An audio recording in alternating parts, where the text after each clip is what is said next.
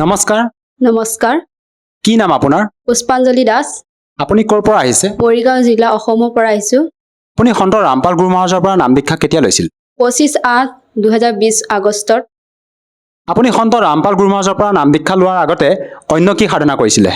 দেৱ দেৱীক আৰু 33 কোটি দেৱতাৰ আৰু আমাক গাঁৱত যিবোৰ মানে ৰীতি নীতি মানে আই গোসানীত এইবিলাক আমি পূজা কৰিছিলোঁ আৰু সেই সাধনাবোৰ কিমান বছৰ ধৰি কৰি আছিল যেতিয়াৰ পৰা আমি সৰু হৈ আছিল আমাৰ মা দেউতা এইবিলাক ভক্তি কৰিছিলে সেই ভক্তিবোৰ আমি মানে সেইবিলাকে কৰি আছিলোঁ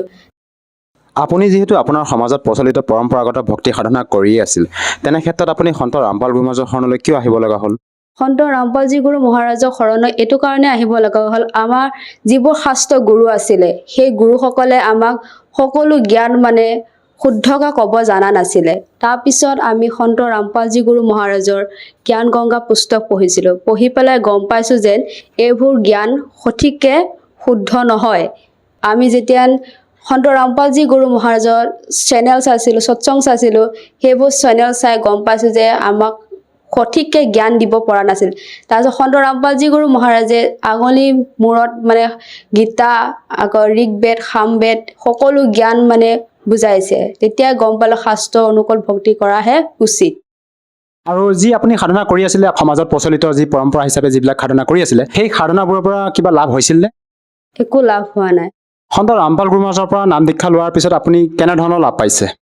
এক নম্বৰ লাভ হৈছে মোৰ এটা ভাইটি আছে সৰু তেখেতৰ মানে ভৰিৰ ৰোগ আছে ফাটা সেইটো বেমাৰ মানে বহুত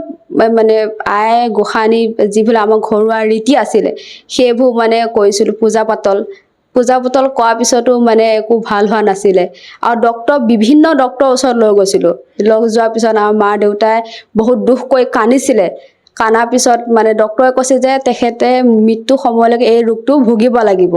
কিন্তু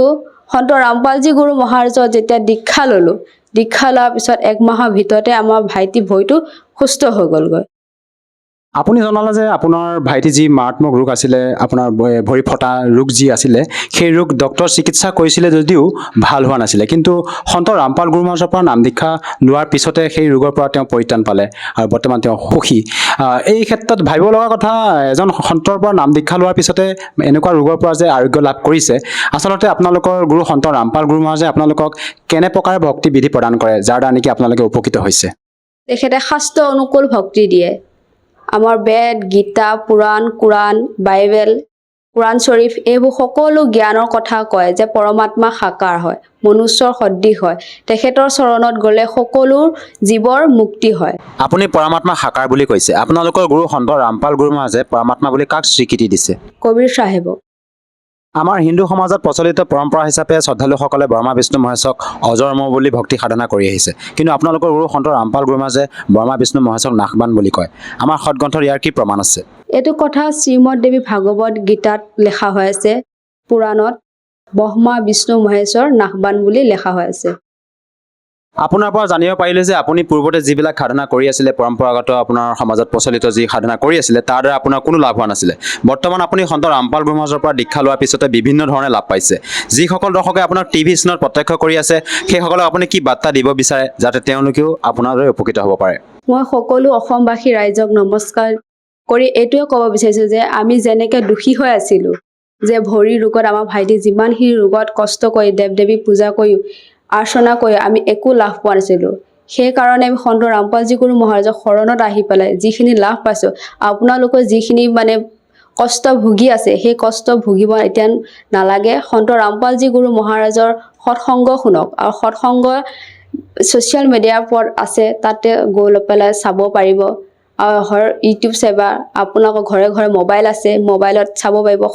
আপোনাৰ পৰা আৰু এটা কথা জানিব বিচাৰিছোঁ যে বৰ্তমান আধুনিকতাৰ এই যুগত বহুতে গুৰু ধাৰণ নকৰাকৈ ভক্তি সাধনা কৰি আছে প্ৰকৃততে গুৰু ধাৰণ নকৰাকৈ ভক্তি কৰিলে মোক্ষ প্ৰাপ্তি কৰাটো সম্ভৱনে এইটো কেতিয়াও সম্ভৱ নহয় কাৰণ সন্ত শৰণ ল'লেহে মানুহৰ জীৱন কল্যাণ হয় আৰু তেখেতৰ পৰা সহজভাৱে যদি নাম দীক্ষা ল'ব বিচাৰে কোনো লোকে কেনেকৈ ল'ব পাৰিব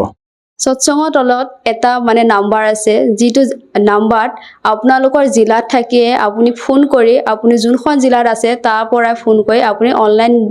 নাম দীক্ষা ল'ব পাৰিব নাম দীক্ষা লওঁতে কিবা টকা পইচাৰ ব্যৱস্থা কৰা হয় নেকি তাত এইটো